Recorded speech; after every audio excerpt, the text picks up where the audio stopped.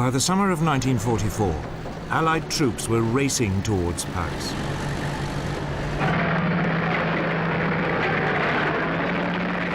The final phase of the war in Europe was about to be played out. The Western Allies were squeezing in on Germany through France. The Soviet Union was approaching from the east. Hitler, caught in the middle, made a last, desperate attempt to break out of the Allied stranglehold.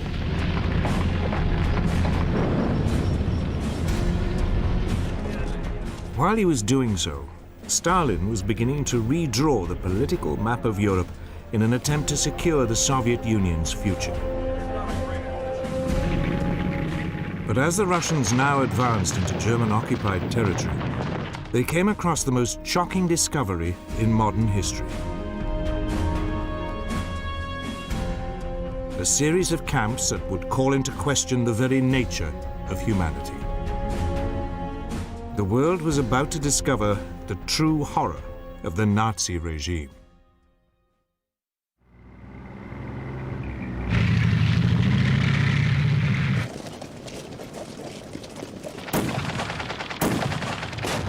In August 1944, Allied troops arrived in Paris.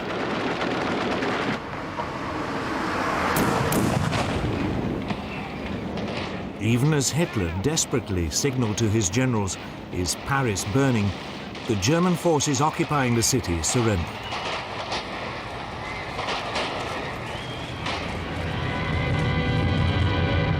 Paris free again, and the beginning of the last act in its amazing story.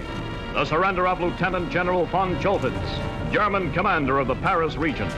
At a dingy office in Montparnasse station, formal end of German rule.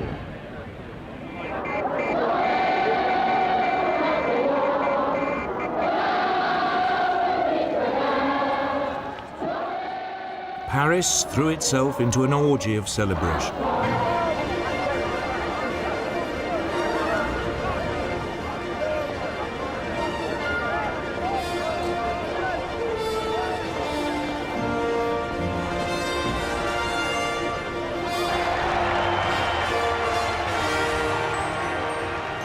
The following day, Charles de Gaulle, the leader of the Free French government in exile, arrived in the city to claim the glory for its liberation. Paris, Paris outragé, Paris brisé, Paris martyrisé, mais Paris libéré, libéré par lui-même.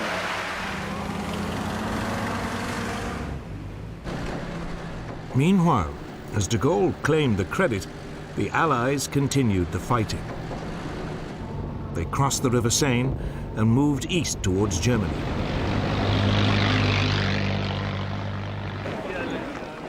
As they did so, the German army was retreating in confusion. But the Allies were running into severe logistical problems. The fleeing Germans had trashed the French ports.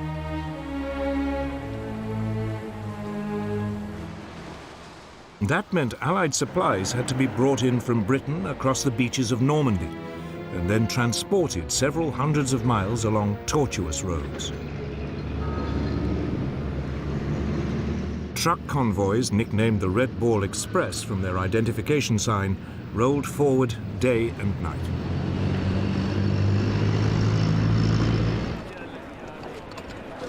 But it was impossible to bring in enough supplies, particularly fuel, to maintain the Allied advance. A US armored division drank up to 25,000 gallons of fuel a day. Meanwhile, as supply problems slowed the Allied advance, Hitler was planning a new fightback.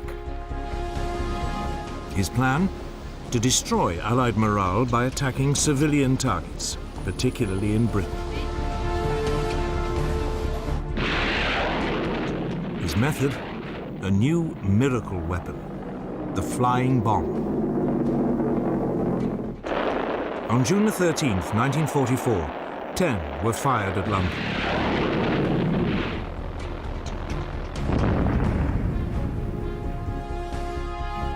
Six struck home. The Germans called it Vengeance Weapon 1, the V1. The British simply called it the Doodlebug.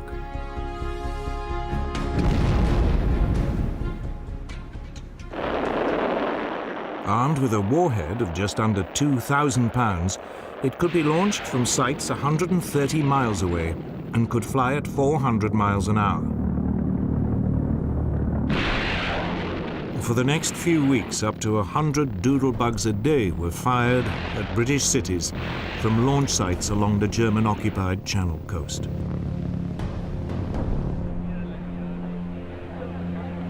They caused panic and confusion. More than 20,000 people were killed or wounded.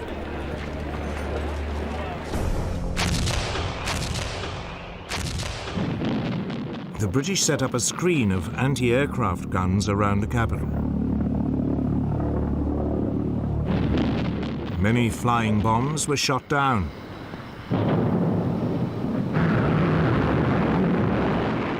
The British also sent up fighters to intercept them, including their first operational jet, the Gloucester Meteor.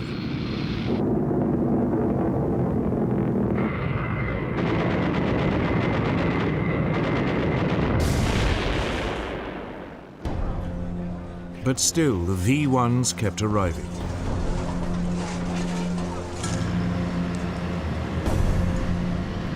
Only when the Allies tracked down their launch sites in northern France did they stop.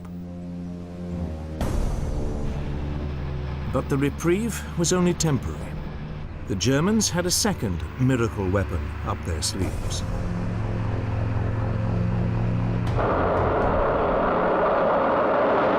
Hard on the heels of the V-1 came the much more sophisticated V-2 rocket.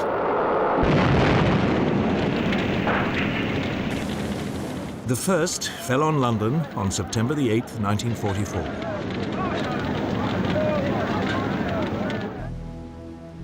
The V-2s were launched from easily concealed mobile launchers 200 miles away. They traveled at 3,500 miles an hour and carried a 1-ton warhead.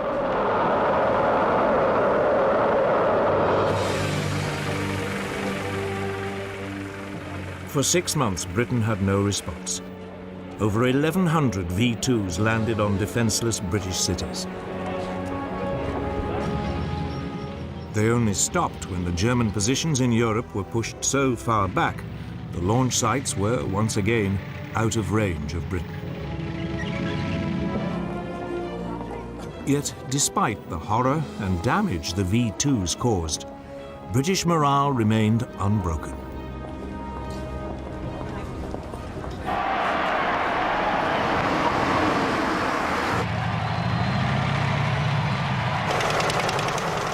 Meanwhile, in mainland Europe, the Allied advance reached Brussels on September the 3rd, 1944.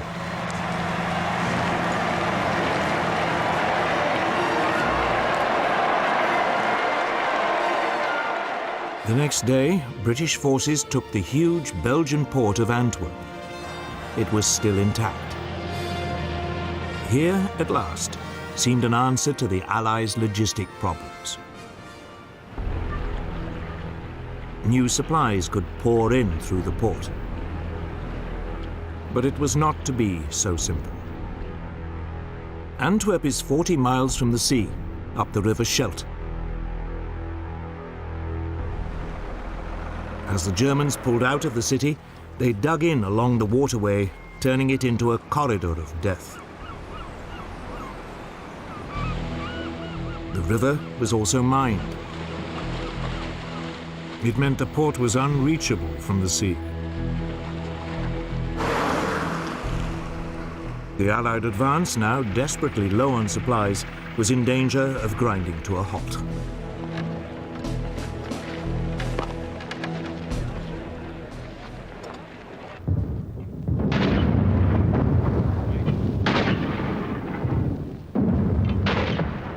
By autumn 1944, the Allied advance across Western Europe was running short of supplies. They needed a new plan if it was to move forward.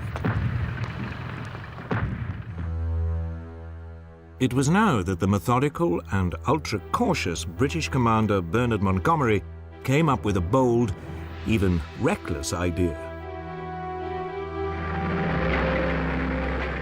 Instead of large numbers of troops advancing across a wide front, why not send a smaller force to punch a single hole through the German defenses? It would be faster and much more economical. The idea was to drive a narrow corridor from east of Antwerp across southern Holland to the Dutch town of Arnhem, near the German border. The Allies would then push across the Rhine into Germany, outflanking the huge German defensive positions of the so-called Siegfried Line, and drive deep into the heart of Hitler's Reich. Montgomery's boss, General Dwight Eisenhower, the supreme Allied commander in the West, had until now favored a broad, steady advance. But he unexpectedly agreed. However, it was never going to be easy. The route went over a mass of waterways. Airborne troops would have to be sent in to seize strategic bridges behind German lines at the towns of Wegel and Zonn, Grave and Nijmegen, and finally across the Rhine at Arnhem. Their task would be to hold the bridges while the main attack, led by a column of tanks, drove up from Belgium. Timing was critical. If the tank column took too long, the airborne troops holding the bridges would be overwhelmed.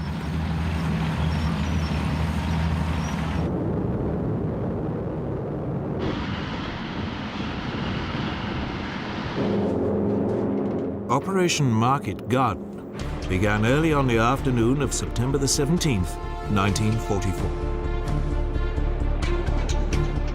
30,000 British and US airborne troops, equipped with gliders, landed in German-occupied territory.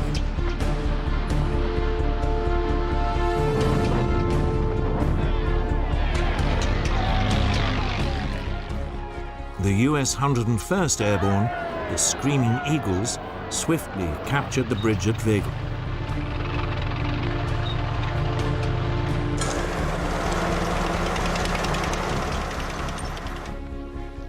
But their second objective, the bridge at Zonn, was blown up by the Germans just as the Americans approached.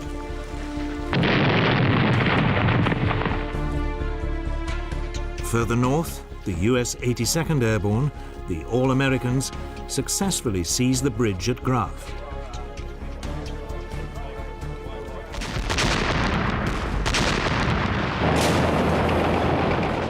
But stiff German resistance prevented them from capturing the second crucial bridge at Nijmegen.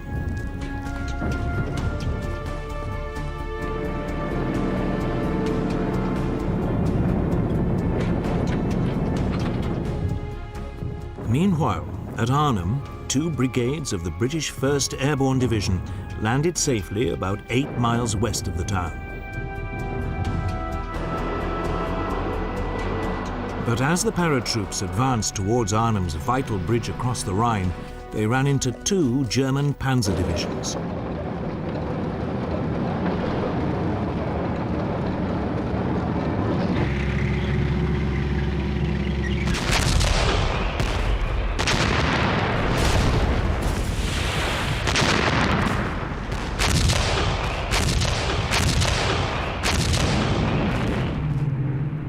The British dropped reinforcements of men and machines.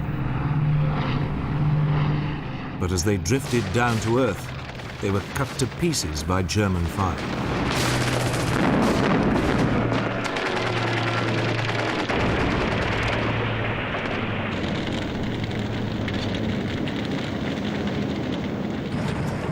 Finally, by 8 in the evening, after a day of fierce fighting, an Allied battalion reached the northern end of the bridge.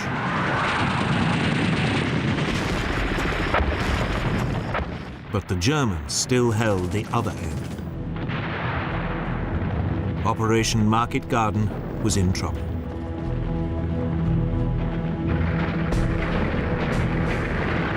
At the same time, the tank column, advancing up a single-track road, was also running into difficulties.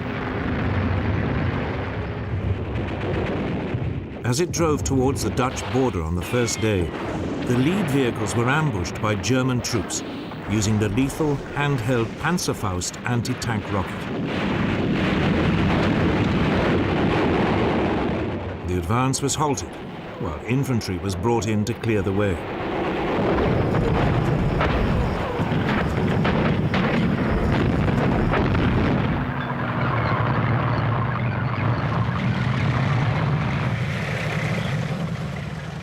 The following day, the tank column reached Zon,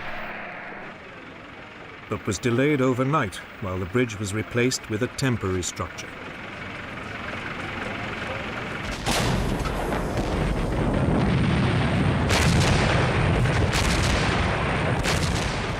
By the third day, it had crossed the bridges at Wegel and Grave, but was held up again by fierce resistance at Nijmegen. Finally, 4 days after starting out, the column was at last within striking distance of Arnhem. But it was too late.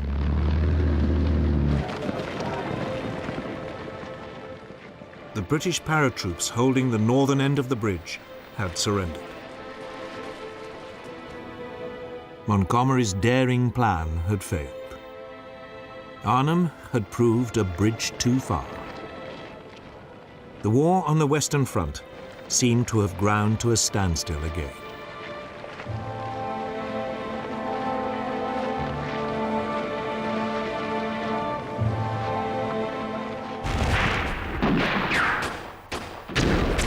Then, 10 days later, the Allies launched a new effort to break the deadlock. The plan was to clear the seaway into Antwerp so that urgently needed supplies could be brought in. It was slow going. The Germans had flooded much of the area.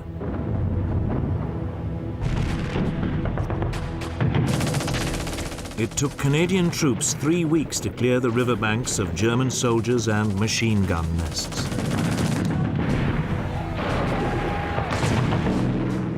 But still, the Germans clung on to the strategically important Walcheren Island. It had massive guns that commanded the river entrance.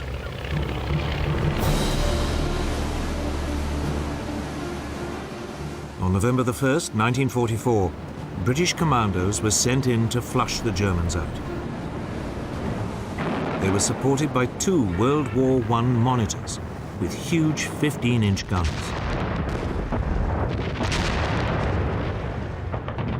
The Germans held on for another week before they were finally overwhelmed.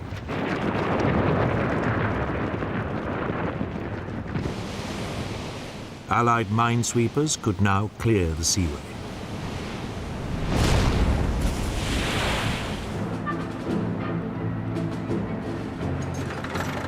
Three weeks later, on November the 28th, 1944, the first supply ships reached Antwerp.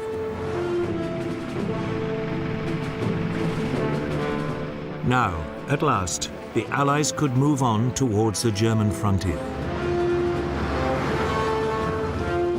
But then, just as the supplies had begun to flow, the weather changed.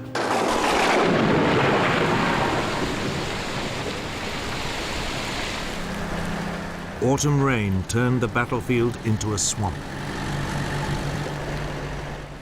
By late 1944, the Allied advance had to stop again. The final defeat of Germany would have to wait until the spring.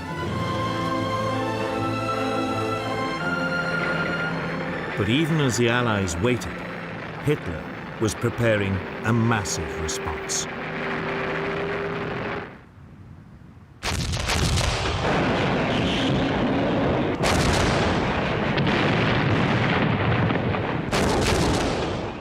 By autumn 1944, the Allied armies were virtually lined up along the Belgian-German frontier, waiting for the winter weather to clear before they pushed on. Germany's situation was disastrous. Her forces were hugely outnumbered. They lacked air support, and they were desperately short of fuel. Nevertheless, Hitler, against the advice of his senior commanders, decided to launch a huge counterattack. It was a desperate gamble, but if it paid off, it might just change Germany's fortunes. His plan was to burst through the Allied lines in the Ardennes Hills and head for Antwerp. If he could retake the port, the Allied supply lines would be cut once again.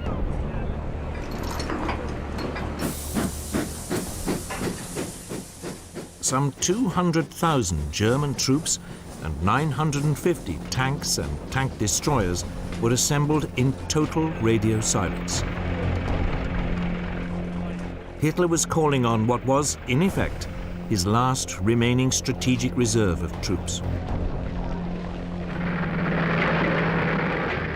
The Allies missed the build-up completely.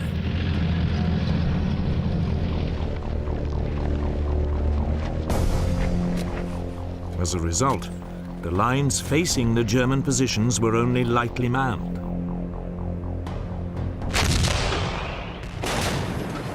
On December the 16th, 1944, the Germans opened fire.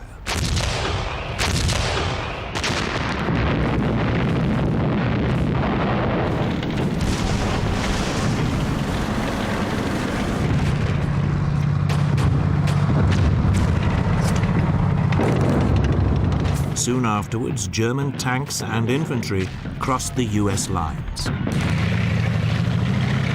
The Americans were caught completely by surprise. In fact, during the first day, General Omar Bradley, commander of US 12th Army Group, even refused to believe a major German assault was underway. American confusion was made worse when the Germans sent in English-speaking special forces in captured US uniforms and jeeps to carry out sabotage behind the US lines.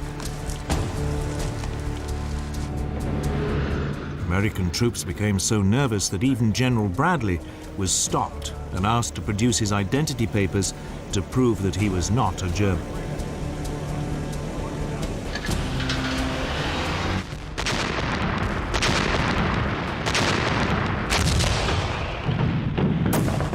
But despite this, the US forces regrouped. Any Germans captured wearing US uniforms were summarily shot as spies.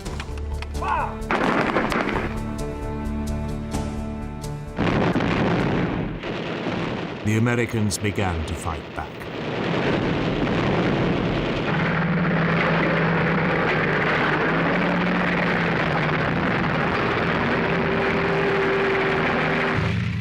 But the German advance had created a huge bulge in the Allied lines. The attack would become known as the Battle of the Bulge.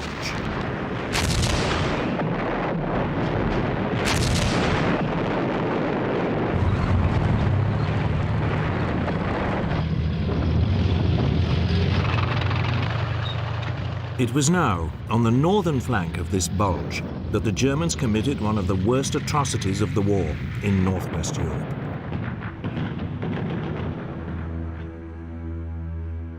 SS Colonel Joachim Peiper captured some 150 members of a US artillery observation battalion near the village of Malmedy.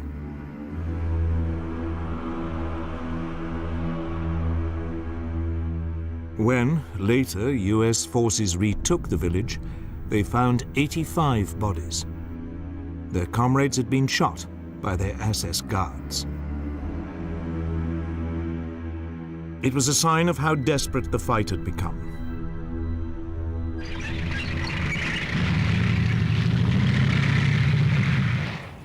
As the German advance near Malmedy continued, US combat engineers blew up bridges to slow it down.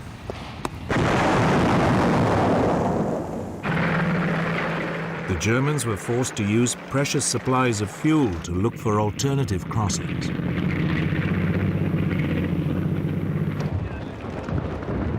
Meanwhile, on the southern flank of the Bulge, US troops blocked road junctions to slow the German tanks.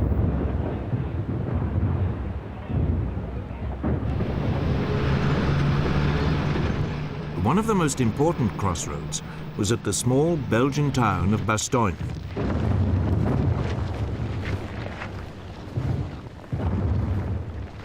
Here the Allies sent in reinforcements.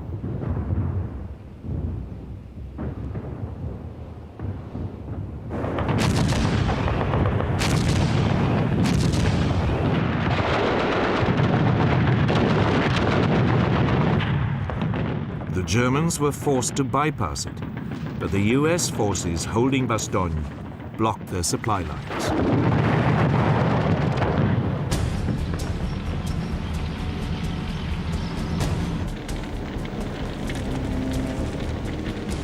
Two days later, however, the Germans were approaching the town of Dinant, some 30 miles further west.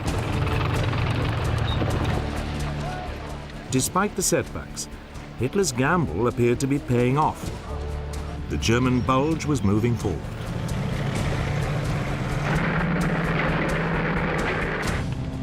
But their supply lines were now dangerously overextended, and they were running desperately low on fuel. The advance slowed.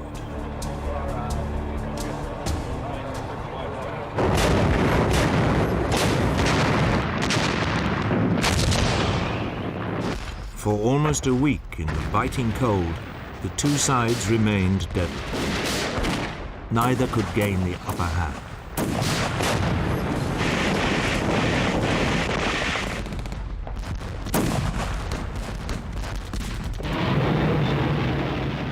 Then, on New Year's Day, 1945, the Luftwaffe launched a do-or-die assault on Allied bases.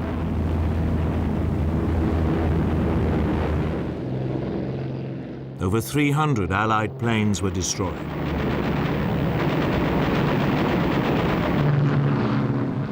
But the Luftwaffe lost several hundred too, far more than it could replace.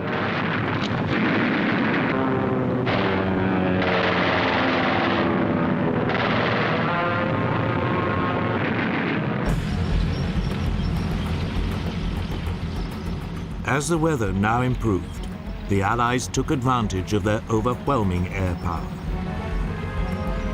US troops, temporarily under Montgomery's command, pushed in from the north. US General George Patton's forces squeezed from the south. Allied air power pummeled the German lines.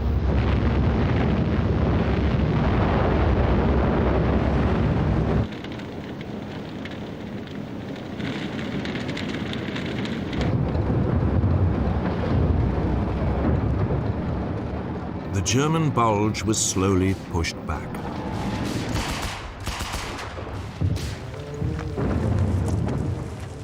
By early February 1945, Hitler's gamble had failed. The Germans had retreated to their original positions.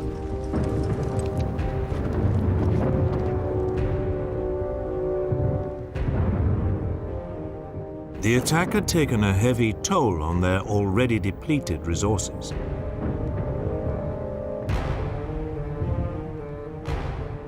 Over 120,000 men were killed, wounded, or taken prisoner.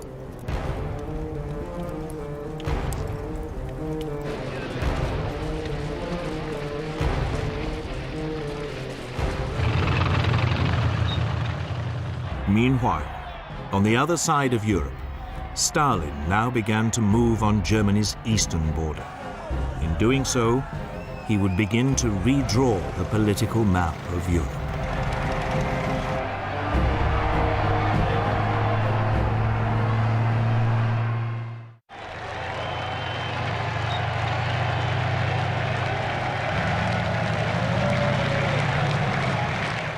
During the summer and autumn of 1944, as the Allies overran France and Belgium, in the east, the core of Stalin's Red Army was camped outside the Polish capital of Warsaw.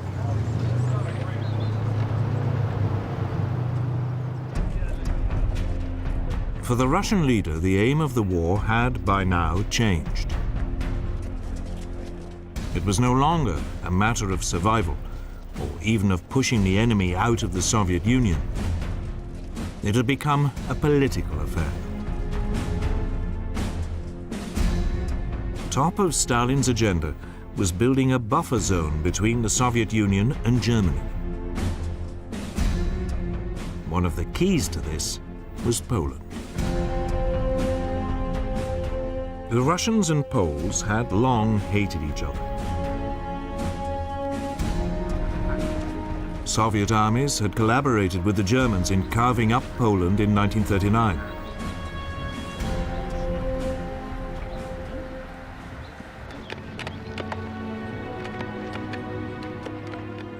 Then, in April 1943, German soldiers found the bodies of more than 4,000 Polish army officers in the Katyn woods near Smolensk in the Soviet Union.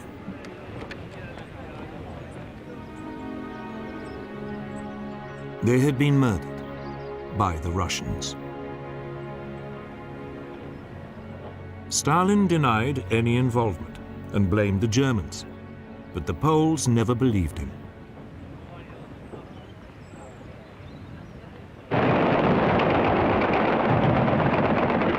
Then, in the summer of 1944, the Polish Home Army in Warsaw rose up against its German occupiers.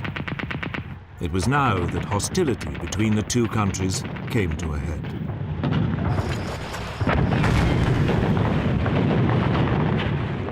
The Home Army had been spurred on by a broadcast from Moscow on July the 29th, urging a popular uprising. In the first few days of the rising, it seized some 2/3 of the city. It had about 40,000 men and women, armed mainly with captured German weapons.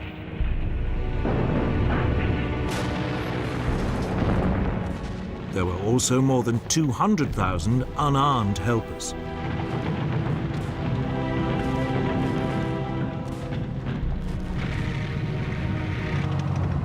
But they lacked any weapons capable of repelling the German heavy armor.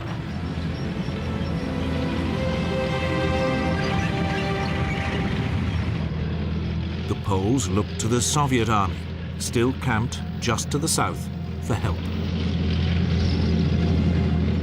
But Stalin ordered it to do nothing and dismissed the Home Army's leadership as power-seeking criminals.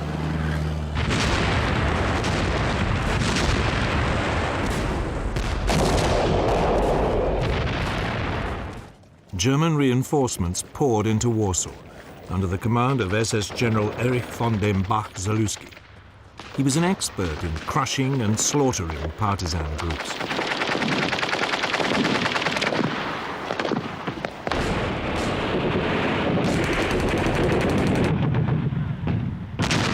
The situation in the city became desperate.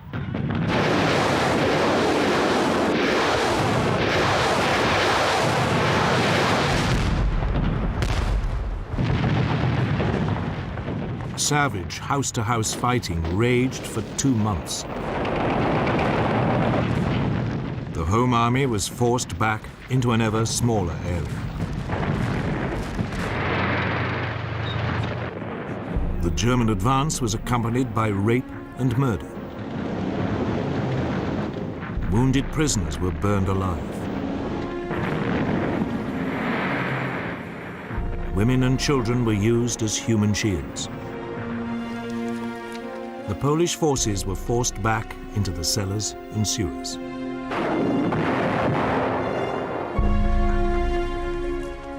But still, the Red Army sat back. Stalin's reasoning was simple. He saw the Polish Home Army as pro-Western and anti-communist.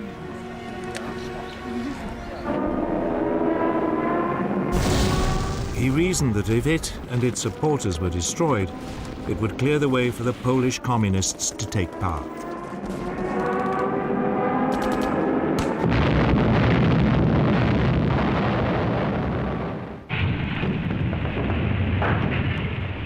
By October the 2nd, the Germans had done just what Stalin had hoped. The Home Army and its sympathizers were crushed. Over 15,000 army members and 200,000 civilians died.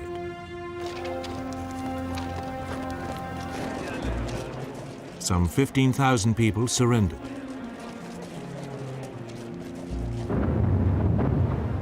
Hitler now set about the complete destruction of the city.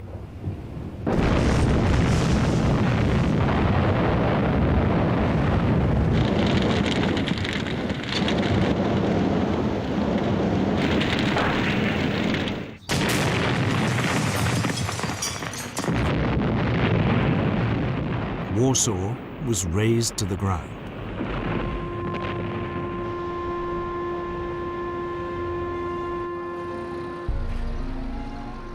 The remnants of the Home Army went underground.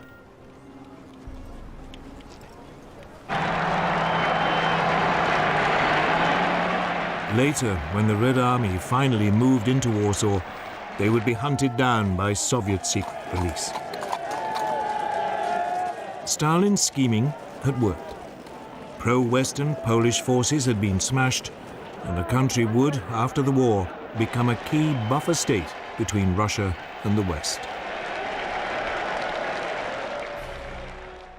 In London, the British Prime Minister, Winston Churchill, was appalled by Stalin's conduct. But he was also a pragmatist. In October 1944, Churchill went to Moscow. It was several months after the crushing of the Warsaw Uprising. There he agreed with Stalin on a division of the European spoils. According to a document Churchill scribbled down, the Soviets would have 90% of the influence in Romania and the British 90% in Greece. In Bulgaria, the Soviets would have 75% influence and 50% in Yugoslavia and Hungary. The future of Poland was left vague, probably deliberately. Churchill described it as the naughty document. The wording was confusing, and nobody was sure quite what it meant, but Stalin happily agreed to it. He was probably aware that the winner would take all, and he intended to be the winner in most of Eastern Europe and the Balkans. Churchill never told the Americans about the document. He knew that they would be horrified by such old-fashioned imperialism between the European powers. But the US found out soon enough.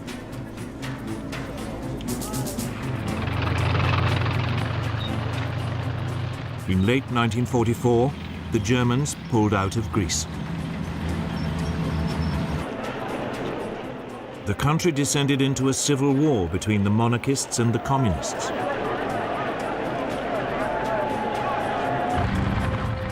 Churchill wanted his 90% influence and sent in British troops to support the pro-Western monarchists.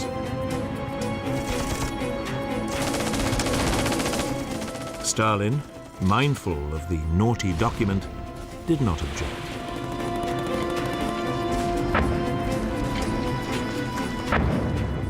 But the Americans were outraged at what they saw as such blatant meddling in another country's affairs.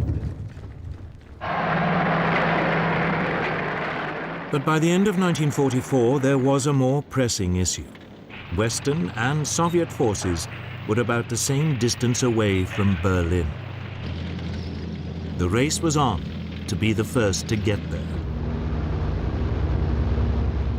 But even before it began, new and shocking news came out of the East.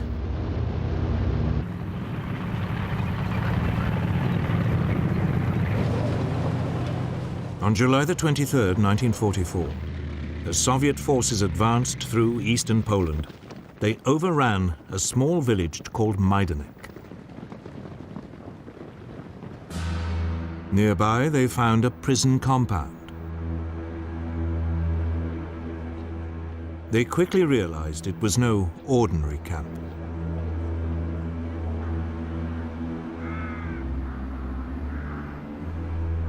They found specially built gas chambers and incinerators. Near them were piles of corpses. It was a camp designed for the mass murder of Jews.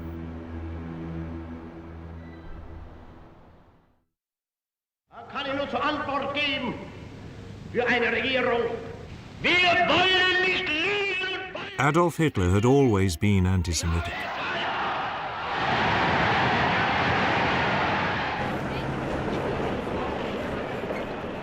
When in the 1930s he had come to power, many German Jews had been forced to flee.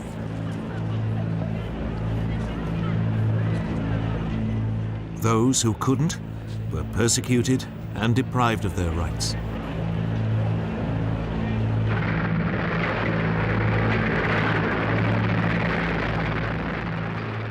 Then, in the summer of 1939, the Germans invaded Poland.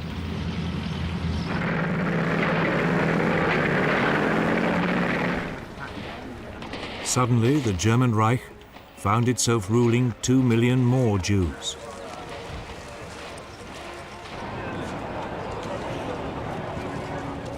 So the Nazis sent in special SS squads, the Einsatzgruppen, whose job was to round them up.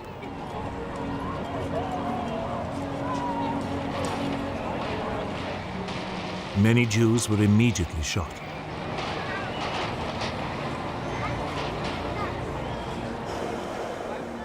The remainder were herded into walled ghettos in the major cities, while the Germans worked out how to solve what they called the Jewish problem.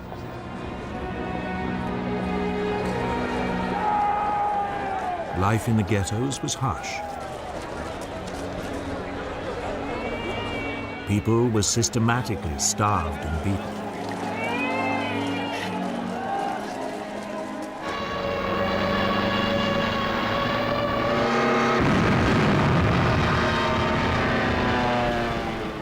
Two years later, the German army entered the Soviet Union. Millions more Jews suddenly found themselves under Nazi rule. Here, the Einsatzgruppen were helped by the local population, which was often anti-Semitic and only too willing to carry out pogroms of its own.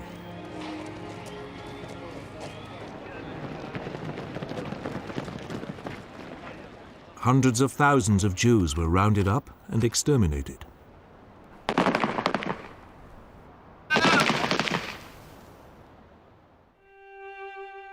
The most notorious pogrom occurred at Babi Yar in Kiev. 33,000 Jews were shot in cold blood.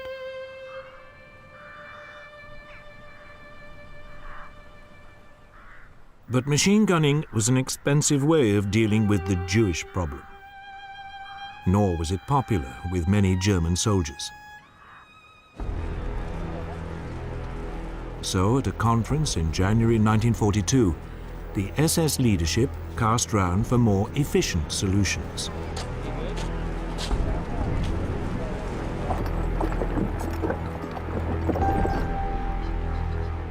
First, it tried using carbon monoxide fumes. But that didn't kill enough people quickly enough. The conference eventually agreed to set up a series of camps where Europe's Jewish population would be systematically exterminated. There would be 6 of these death camps, all in Poland. They were at Majdanek, Sobibor, Treblinka, Chelmno, Belzec, and Birkenau. As the camps were being built, the Jewish ghettos were liquidated. One notorious example was in Warsaw. Here, as the Germans moved into the ghetto to clear it out, the inhabitants fought back.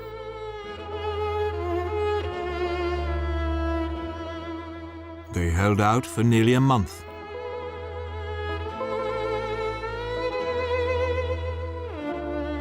"7,000 died in the fighting before they were overwhelmed.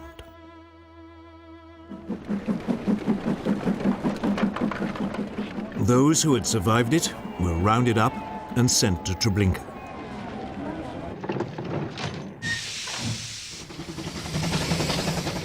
Here they entered what was rapidly becoming a highly organized system of slave labor and extermination.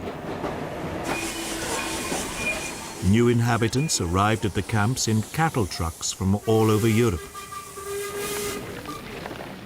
At places like Birkenau, the extermination facilities were next to work camps like Auschwitz.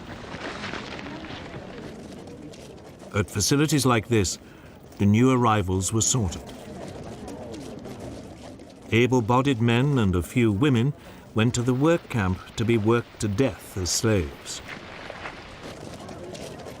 Children, the old, and most of the women went straight to the gas chambers.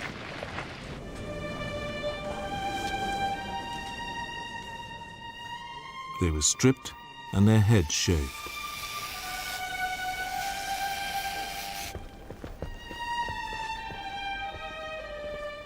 Next, they were herded, up to 2,000 at a time, into sealed rooms disguised as showers.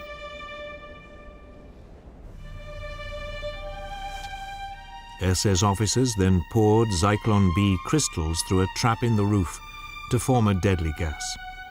It was far more effective than carbon monoxide. At Auschwitz-Birkenau, the gas chambers could kill over 10,000 people a day.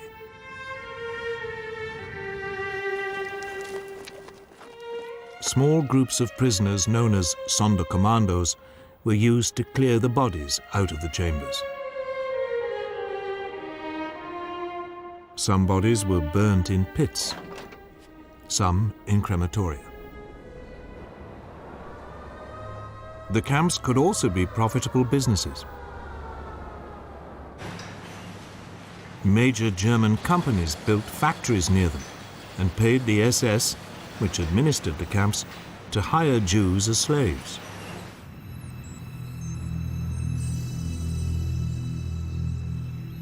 The belongings and hair of those gassed were sold off, their gold teeth melted down and hoarded.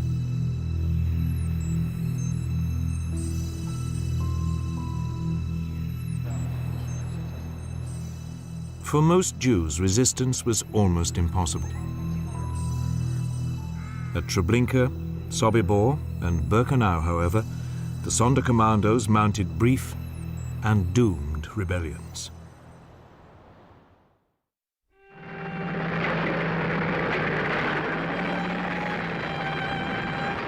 But in July 1944, most of this was still unknown. As news began to seep out of the Russian find at Majdanek, most people simply found it unbelievable. Yet today we know that people in the West, like Churchill, almost certainly knew more than they admitted. During 1943 and 44, several reports reached London about what was going on inside the extermination camps. But nothing was done. Today, it is estimated some 6 million Jews were exterminated in Hitler's camps. What the Allies had never understood, until the war was over, was the vast scale of the Nazi extermination campaign. Nor did they grasp the sheer quantity of resources the Germans were prepared to devote to it when Germany was facing its final days.